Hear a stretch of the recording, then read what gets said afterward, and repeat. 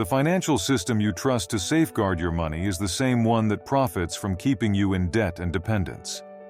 A harsh truth, isn't it? Now think about this. What happens if the next financial crisis threatens your savings, catching you completely off guard?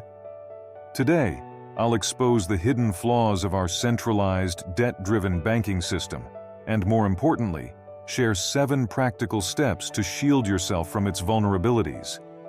These aren't just tips. They're essential strategies to help you take control, build resilience, and secure your financial freedom. Ready to take charge? Let's get started. The power and danger of centralized banking. Banking has changed drastically over the years. Back in the day, we'd stash our hard-earned cash under the mattress. Now we place our trust in banks. But how many of us truly understand the system we're relying on? At its core, centralized banking runs on something called fractional reserve banking. Sounds all fancy, right? But here's the gist. Banks hold a small slice of your deposits and lend out the rest. This system works, but only until it doesn't. Remember the 2008 global financial crisis?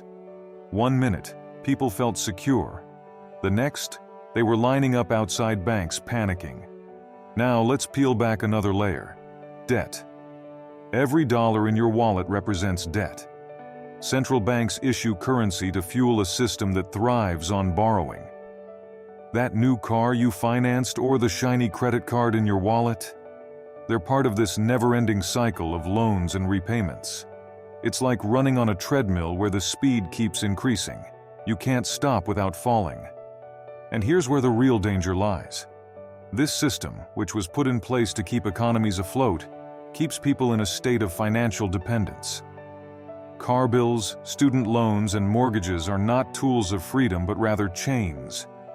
My friend Joe once put it bluntly, "I might finally own my house by the time I'm 80, if I'm lucky." And Joe isn't alone. So why does this matter? You don't have to play by these rules. You can de-risk yourself from the banks. The key is financial literacy. Learn the system's rules so you can bend them in your favor. There's a popular saying I love, "Don't work for money, make money work for you." It's easier said than done, but it's possible. If I've learned one thing, it's this. The road to financial freedom starts when you step off the treadmill. So are you ready to take that step? 7 steps to de-risk yourself from the banks. Step 1. Audit your financial health. The first step to taking control of your finances isn't some fancy investment strategy. It's understanding where you stand. Think of it like planning a road trip.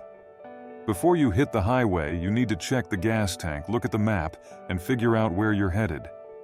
Start by auditing your financial health. What do you owe, and where does your money go each month? Be honest with yourself. This is no time for guesswork. Ask yourself, how much debt am I owing? What are the interest rates? How much am I saving or investing? Personally, I like keeping things simple. A spreadsheet, a pen, and some coffee work wonders. But if you're more tech-savvy, budgeting apps like Mint or YNAB are great tools. Once you lay it all out, you'll start spotting patterns. Those subscriptions you don't use, the high-interest debt eating into your paycheck, or the savings account that could use some attention. This is your starting point, your map to financial freedom. As they say, what gets measured gets managed. Step 2. Diversify your assets. You know that old saying, don't put all your eggs in one basket? Well, that applies tenfold to your money. Keeping all your wealth in a single bank account is like walking a tightrope without a safety net. Instead, spread your wealth across different asset classes. Consider real estate. It's tangible, and its value often holds steady over time. Precious metals like gold and silver are another great hedge. And then there's Bitcoin and other cryptocurrencies, which operate outside the traditional banking system. I know what you're thinking. Isn't crypto risky? Sure, but so is leaving everything in the hands of a bank. Diversification isn't just smart, it's survival. Step 3. Reduce dependence on credit. Let me tell you a story. My neighbor Sam, a hardworking dad, used to joke that his credit card balance followed him like a shadow. It wasn't so funny when he hit 50 and realized he'd paid more in interest than he ever borrowed. The stress wore him down. Missed family vacations, sleepless nights, and constant worry. But one day, Sam had enough. He took a hard look at his finances and started paying off his debt strategically, tackling the highest interest balances first. He cut back on unnecessary expenses. No more subscriptions he didn't use or takeout meals he didn't need. Slowly but surely, Sam freed himself from the grip of credit dependence, and you can too. Every dollar of interest you pay is money lost to the system. The banks thrive on keeping you in debt. To break free, do what Sam did too, and focus on paying down high-interest liabilities first. And once you're out of the cycle, stay out. You don't need a shiny new car every 3 years. Trust me. Financial freedom feels far better than driving the latest model. Step 4. Build an emergency fund outside the system. Life is unpredictable. Ask anyone who lived through the Great Recession or even the pandemic. That's why you need a rainy day fund, and most importantly, keep it outside the banking system. Imagine there's a sudden bank freeze, a system outage, or even an economic meltdown. Where would you turn? By storing 3 to 6 months' worth of living expenses in cash or other accessible forms, you create a safety net. Personally, I keep a portion in a fireproof safe at home. Call me old-fashioned, but in an emergency, having that lifeline gives me peace of mind. Step 5. Explore decentralized financial options. Now this one's for the bold among us. Decentralized finance, or DeFi, offers alternatives to the traditional banking system. These are cryptocurrencies, blockchain technology, and peer-to-peer lending platforms. These tools allow you to operate outside centralized institutions. But let me be real with you. This isn't a get-rich-quick scheme. The crypto world is volatile, and scams are rampant. If you're going to dip your toes in, educate yourself first. Follow experts like Andreas Antonopoulos, or check out online courses on blockchain basics.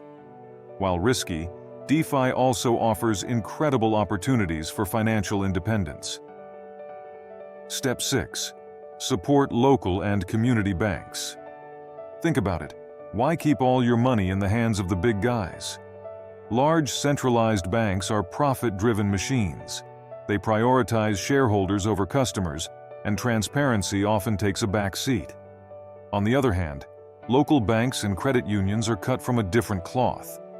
They're community-oriented, they reinvest locally, and they are generally more transparent. Plus, you're likely to get better customer service. A few years back, I switched part of my savings to a local credit union, and it was one of the best decisions I've made. It feels good to know my money is supporting local businesses instead of corporate bonuses. Step 7. Develop skills to generate independent income. Finally, let's talk about income. If there's one lesson I've learned over the years, it's this.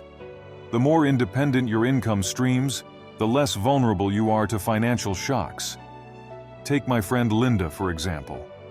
She started a small online shop selling handmade candles as a side hustle.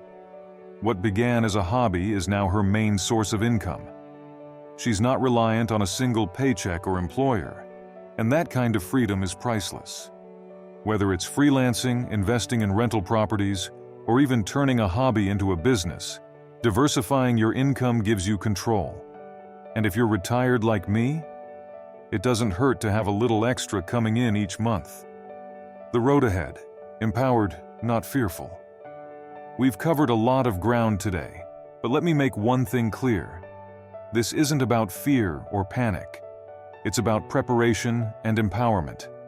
Yes, the banking system has its flaws, but that doesn't mean you're powerless against it. Each action you take, whether it's diversifying assets, reducing debt, or exploring decentralized options, brings you one step closer to financial independence. It's not about reacting to risks, it's about taking control. Picture yourself secured with an emergency fund that lets you sleep at night, investments that grow outside the traditional system, and income streams that offer you real freedom. That's the control we're aiming for. Now, don't expect overnight miracles. Start small. Pick one step and take action. Over time, you'll see the shift, not just in your bank balance but in your mindset. You'll go from feeling trapped to feeling empowered, knowing you have choices. This road ahead is yours to define. Financial freedom doesn't have to be a far-off dream. It starts now, with you. So which of these steps will you take first? Let me know in the comments. I'd love to hear your thoughts, and I'm sure others would benefit from hearing about your journey too.